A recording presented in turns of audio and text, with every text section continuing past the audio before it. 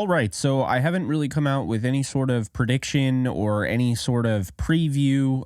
So this is going to be a day of type of video where I give you my thoughts on the Rams and Packers game.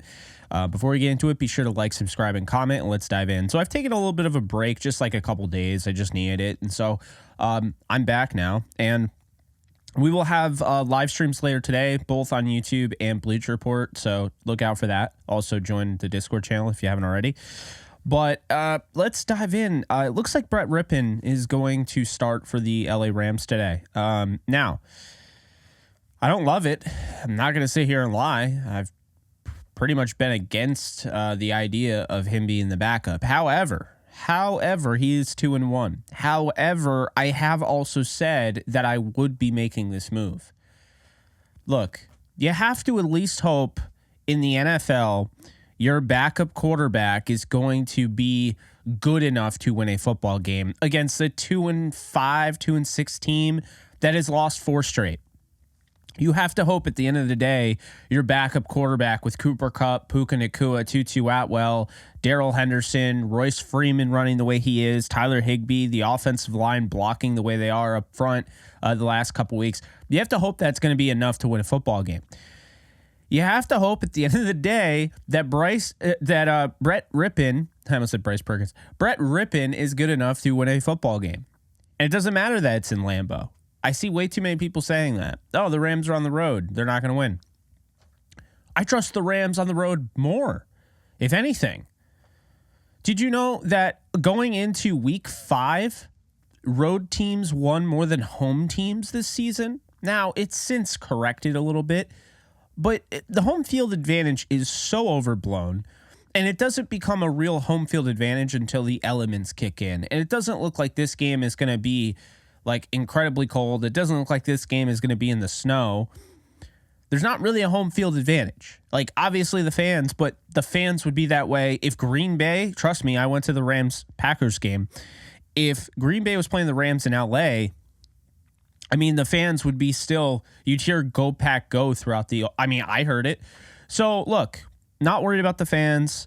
I'm more worried about the fact that Ernest Jones and Matthew Stafford are not playing today, in all likelihood. Maybe Stafford does. Ernest Jones is out. I think Ernest Jones is the biggest loss in this whole thing. No one's talking about it. But him being out, and now Aaron Jones, the other Jones, being ramped up and hearing that he's going to get a bulk of the workload, Aaron Jones is the engine for that offense. Okay, it's not a surprise that when, Jordan Love was playing his best football earlier in the season, 7 touchdowns, 0 interceptions at one point. It was when Aaron Jones was in the offense. Look, this Packers team has talent. I'm not going to say it doesn't, but at the same time, they're figuring out who their left tackle is still, because Bakhtiari's out for the season. Josh Neiman filled in for Rasheed Walker, who got benched. Okay. They have guys like Elton Jenkins, don't get me wrong. But it just feels like this team is sputtering.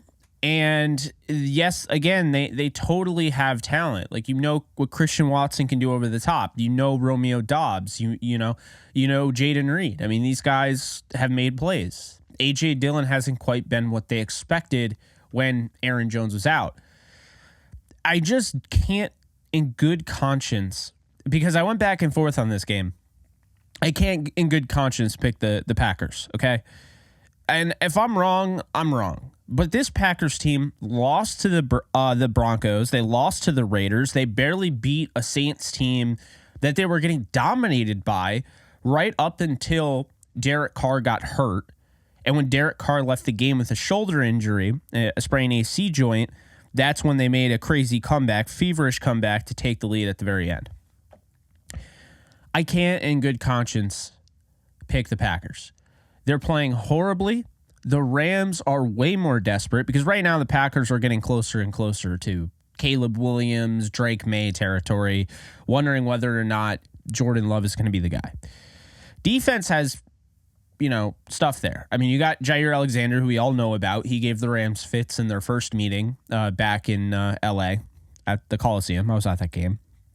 Then you have Keyshawn Nixon, who takes over for the newly traded Rasul Douglas. He's now on the Bills.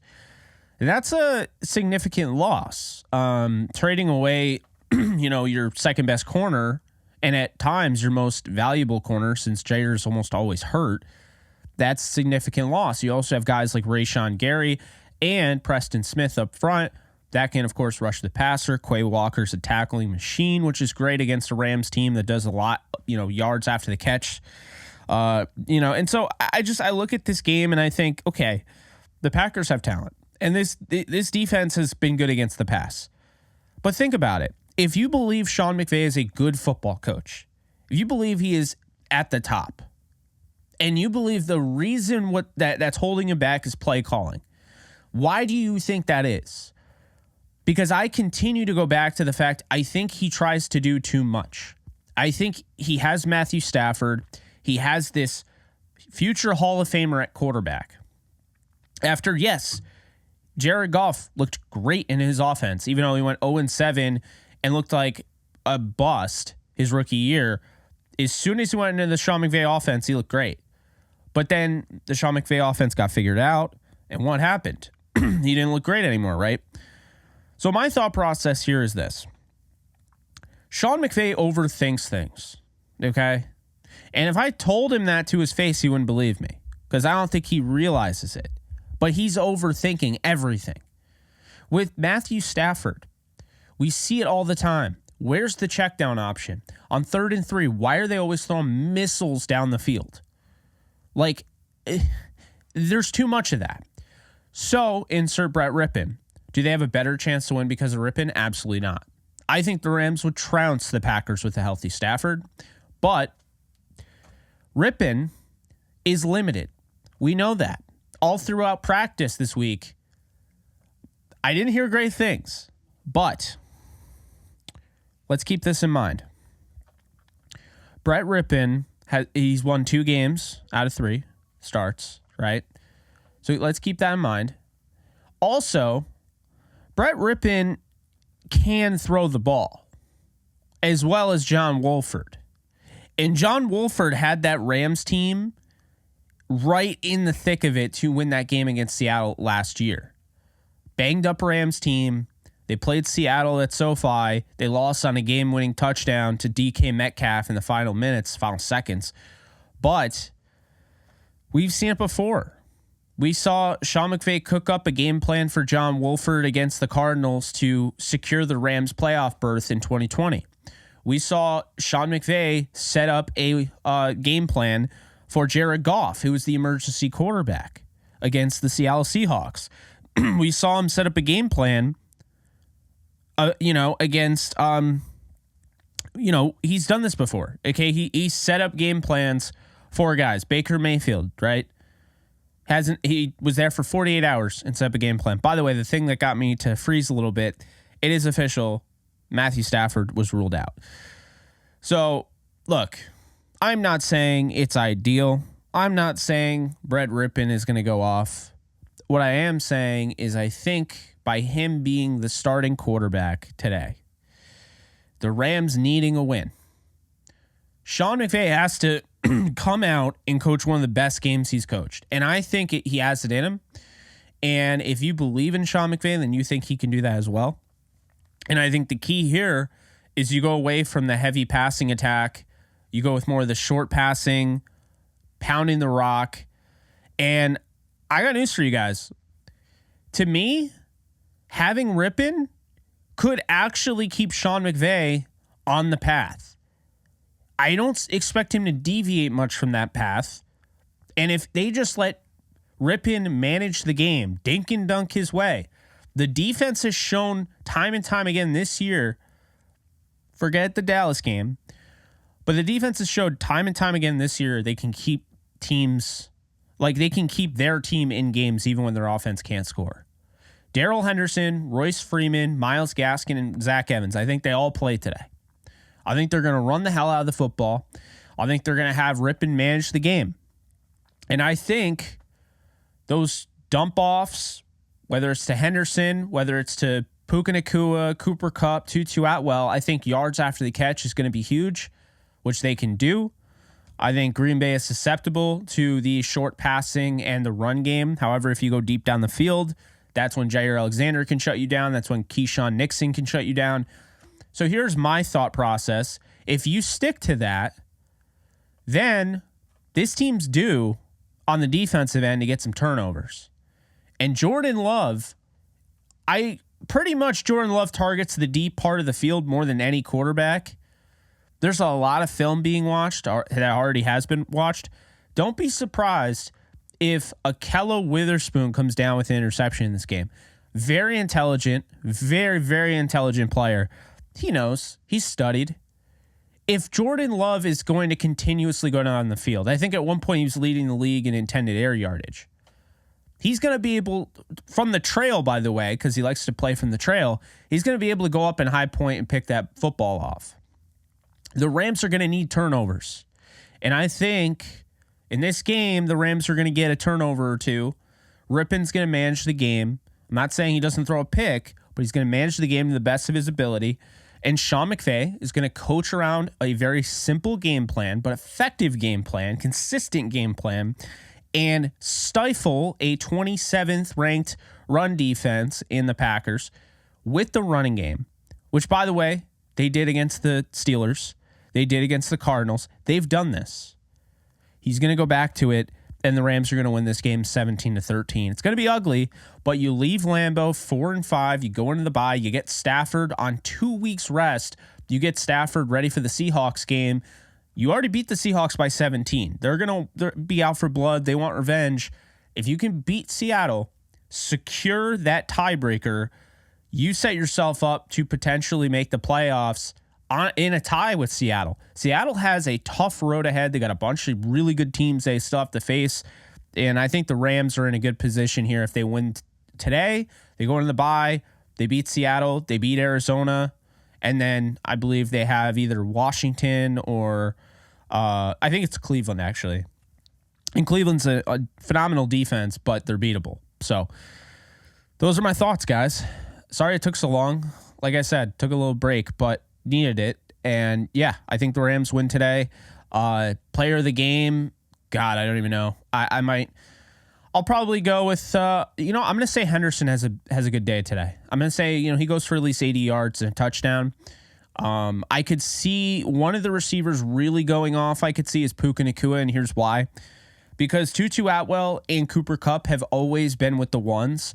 Puka Nacua had to work his way in with the ones. Keep that in mind.